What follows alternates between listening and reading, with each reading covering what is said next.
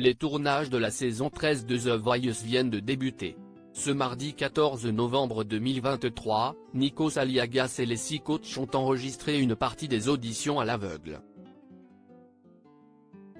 Télé Loisirs était sur place. The Voice, si est reparti. 6 mois après le sacre d'Aurélien Vivos lors de la finale de la saison 12, le télécrochet désormais culte de TF1 revient déjà.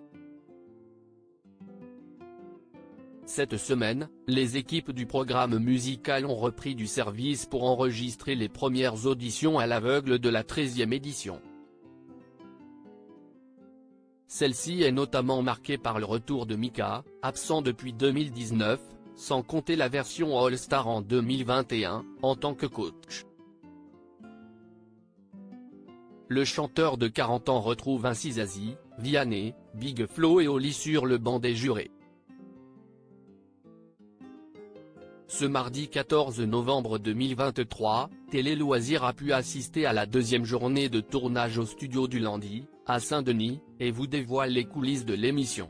The Voice 2024, des coachs beaucoup plus exigeants, mais toujours bienveillants avec les talents du télécrochet sur les 58 000 candidatures reçues cette saison, un record, 105 candidats, répartis sur plusieurs sessions, se succèdent sur la scène de The Voice. Parmi les 16 auditions auxquelles nous assistons ce mardi, et malgré le niveau élevé des talents, la moitié n'est pas retenue. Peut-être qu'une autre chanson aurait sublimé ta mélancolie, commente Vianney. Tu as trop chanté. Si tu en faisais moins, tu aurais plus d'impact, conseille Mika. Les jurés sont francs, mais jamais cassants. Ils n'ont pas peur de leur dire les choses, assure Mathieu Grelier, le directeur des programmes de ITV Studio qui produit The Voice. Ils ne sont pas langue de bois et leur rôle est de donner des conseils, tout en restant bienveillants, poursuit-il. À chaque débrief, les coachs n'hésitent pas à prendre du temps pour expliquer pourquoi ils se sont, ou pas, retournés. Hier, Nikos m'a envoyé un SMS pendant le tournage pour me confier que c'était un cru bavard mais qui ne parle pas pour ne rien dire, plaisante le producteur pour mettre en lumière la générosité des 5 personnalités. The Voice 2024, le tournage des auditions interrompu à cause d'un problème technique.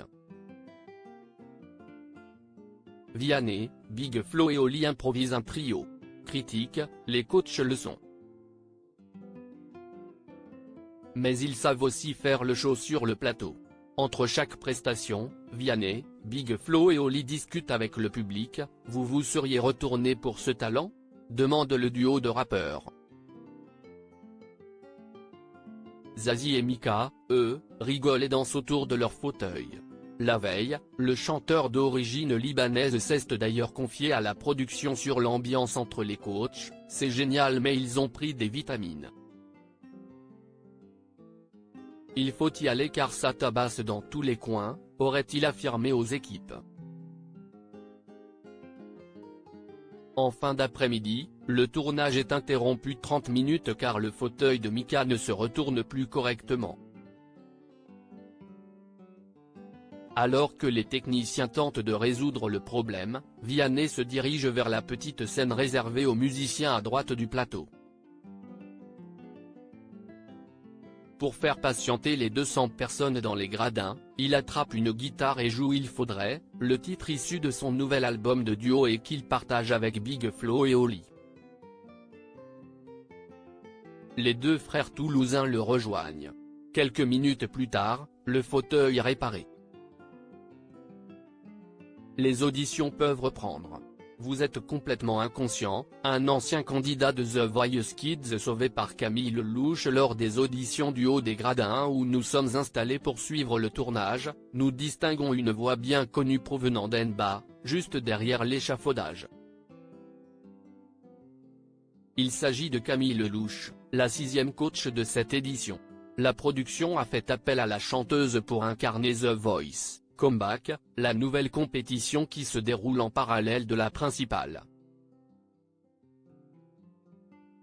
Assise sur un siège, face à un écran qui diffuse les auditions, l'interprète de Ne me jugez pas commente les prestations.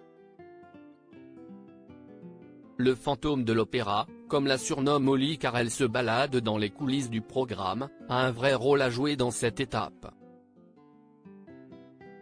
Si ses 4 collègues ne se retournent pas pour un talent, elle a le pouvoir de le sauver.